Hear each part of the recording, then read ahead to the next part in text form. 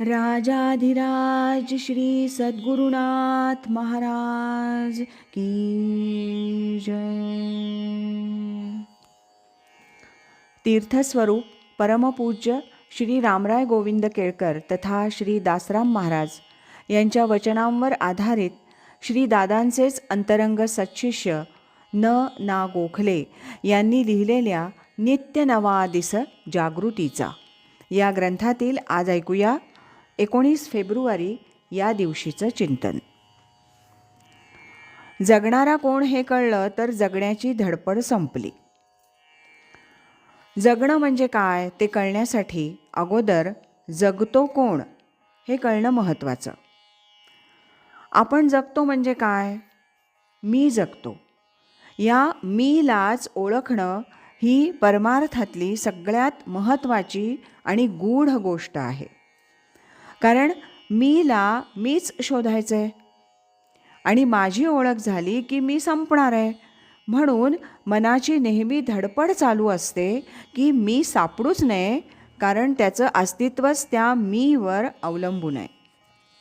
मी कोण हे ओळखलं तर जगणं म्हणजे काय हे समजेल, पण तेच कळत नाही. हा मी नाही, हा मी नाही, नेती नेती या प्रकारानंही सर्वांचा निराश करून शेवटी राहणारं निखळ ब्रह्मरूप जे अस्तित्वाला अहमच्या स्फुरणानं राहिलेलं आहे ते मीचं रूप आहे. आपण त्याला व्यवहाराच्या उपाधी लावून खोटा मी तयार करतो, तो जीव.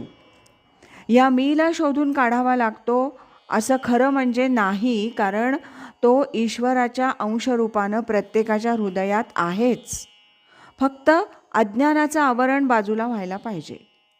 ते ज्ञानाचं होतं. त्यालाच स्वरूप ज्ञान, स्वरूप साक्षात्कार म्हणतात. पहावे आपणासी आपण या नाव ज्ञान, असं दासबोधात समर्थ म्हणतात. हे ज्ञान म्हणजे चैतन्याचं ज्ञान, जे चैतन्याच्या द्वाराच घ्यायचं असतं.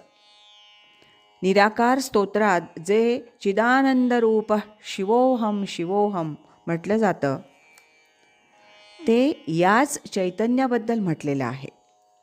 मग मी ज्या देहाच्या आधारानं जगतो असं मला वाटतं, खरं तर चैतन्याच्या आधाराशिवाय काहीच राहू शकत नाही, कारण सर्व चैतन्यच आहे. वासुदैवच सर्वमिती. हे ज्ञान झालं की या सबंध चैतन्यमय विश्वापासून मी अलग आहे असं जाणवतच नाही. किंबहुना चराचर आपण जाहला. मग या सगळ्यातून मी तर जगतो आहे, तर मग माझी जगण्याची निराळी धडपड कशासाठी हा प्रश्न निर्माण होतो आणि सर्व समर्पित भावानं माणूस निवांत होतो. जगण्याची धडपड संपते याचा अर्थ तो मरून जातो किंवा पुढे जगतच नाही असं नाही. त्यासाठीचा खटाटोप बंद पडून तो जीव निवांत होतो, हे त्यातलं मर्म आहे.